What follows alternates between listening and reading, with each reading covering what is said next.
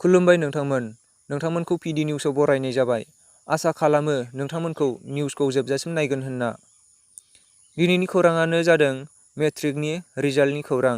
आसामनि गिबि मन्थ्रि डक्टर हिमन्त बिश्व शर्माया फोसावना होबाय 7 जुन खालाराव मेट्रिकनि रिजाल्टखौ फोसावना होगोन होनना। दा 7 जुनआ अफिसियेलखा, फाइनेलखा।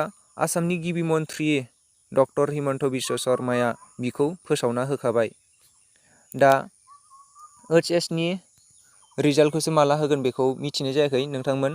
दा जेब्ला मिथियो अब्ला नोंथांमोननो बे OHSनि रिजाल्टनि खौरांखौ आङो फोसावनानै होफिननाय जागोन। अब्ला दिनैनि निउसआ बेखिनियानो। नोंथांमोना निउसखौ मोजां मोनदोंब्ला एबा भिडिअखौ मोजां मोनदोंब्ला अन्नानै साबस्क्राइब आरो लाइक, शेयार, कमेन्ट खालामदो। लोगोसे बेल आइकनखौ अल सेलेक्टआव दोनदो। Thanks for वाचिं।